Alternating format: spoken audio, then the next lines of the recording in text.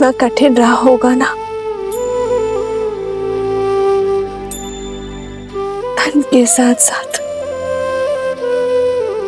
मन की पीड़ा भी कितनी विकट रही होगी ना। सब मेरे कारण। हाँ, ये सब कुछ तुम्हारे ही कारण हुआ है। अपने देश से निष्कासित एक कुमार, एक वनवासी मर्यादा पुरुषोत्तम बना तुम्हारे कारण। तुम्हारे कारण बाली जैसे दुष्ट का वध हुआ। तुम्हारे कारण सागर पर सेतु बनाने का असंभव लक्ष्य सिद्ध हुआ। संसार में मर्यादा की स्थापना हुई, पाप का अंत हुआ।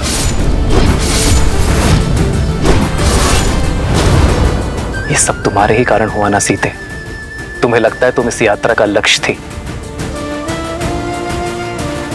पर मेरी दृष्टि में तुम इस यात्रा का आधार थी सीते। संसार ने देखा ये युद्ध राम ने जीता, परंतु ये राम जानता है कि ये युद्ध सीता ने लड़ा। ये राम से अधिक सीता की जीत है सीते। इसलिए संसार और राम की ओर से तुम्हारा कोटि कोटि आभार। इस बंदिनी की प्रशंसा करके आप उस दुख, उस कठिन पथ की यात्रा मेरे मन से नहीं भुला सकते आर्य। बस एक इच्छा है, लंका तक आपके पहुंचने की यात्रा यदि देखने का सौभाग्य मिल जाता तो ये सीता तर जाती, संसार का सबसे सुंदर तीर्थ कर जाती। यदि कभी अवसर मिले तो अपनी जीवन संगिनी को अपने जीवन के साथ कठिन मार्ग भी दिखाइएगा। सीता की इच्छा तो राम के लिए प्रकृति का आदेश है। जन्मभूमि जाने से पूर्व हम दोनों कर्म यात्रा का मार्ग एक साथ फिर से देखेंगे। सीता, इसमें इच्छा पूर्ति तुम्हारी है, किंतु स्वार्थ मेरा है। रघुकुल सदा अपने सहायकों का आभार मानता है। मुझे इस यात्रा में अपने सहायकों को धन्यवाद कहने का अवसर मिलेगा। चलो सीता, चले इस यात्रा पर। तब तक हनुमान हमारा संदेश लेकर अयोध्या पहुंच जाएगा।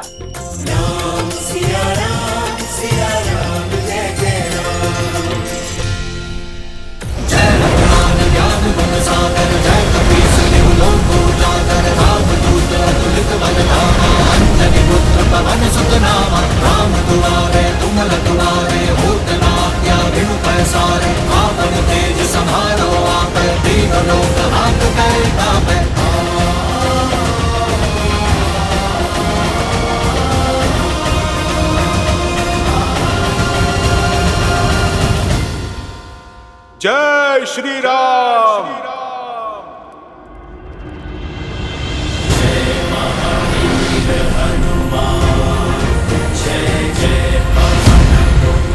हनुमान अवश्य ही भैया का संदेश लाए होंगे।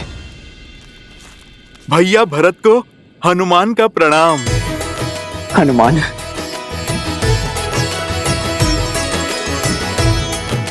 मेरे राम भैया कैसे हैं?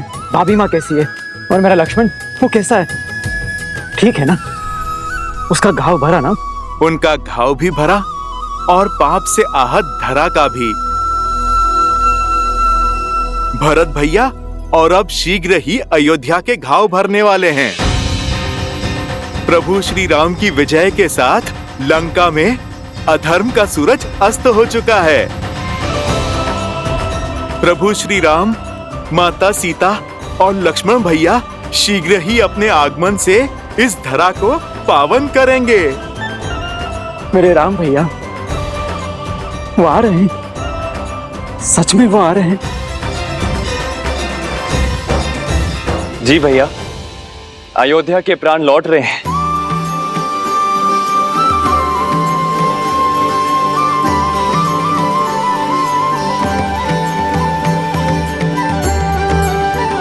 हनुमान, इस प्राणहीन निर्जीव शरीर में आपने पुनः प्राण फूके हैं। समझ नहीं आता आपको धन्यवाद कैसे करूं मैं। प्राण तो आ गए, किंतु राम कैसे आएंगे?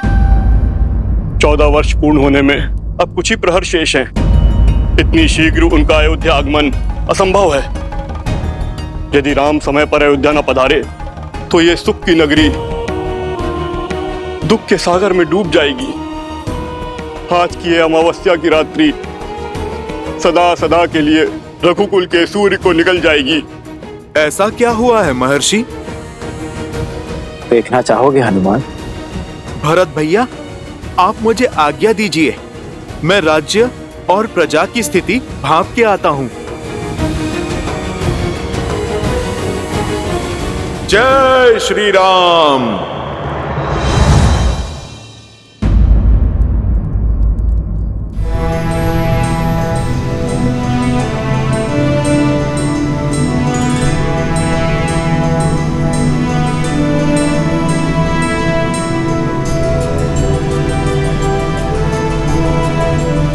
वो देखो सीता, ये वही युद्ध भूमि है जहां धर्म के विजय का शंखनाद बजा था। रक्त और शव से भरी इस धरा पर न जाने कितने कोटि वानरों और राक्षसों के भक्षक होने का कलंक लगा है।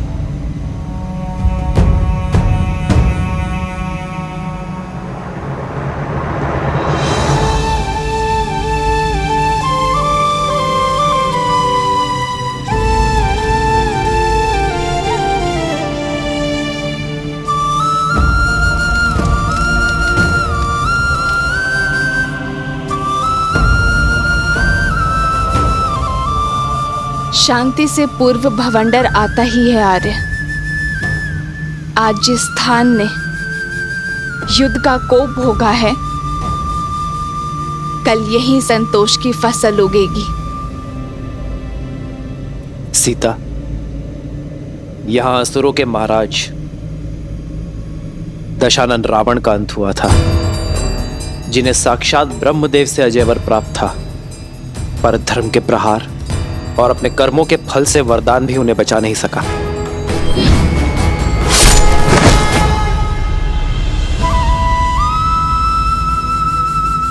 रावण के अंत के साथ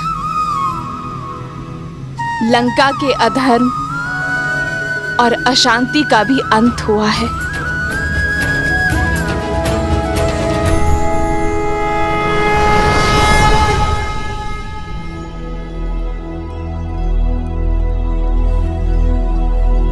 बाबा, ये खाना खा लो।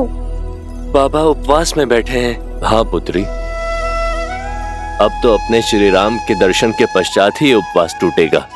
जब तक भक्त अपने भगवान के दर्शन नहीं कर लेते, गले से खाना नहीं उतरेगा।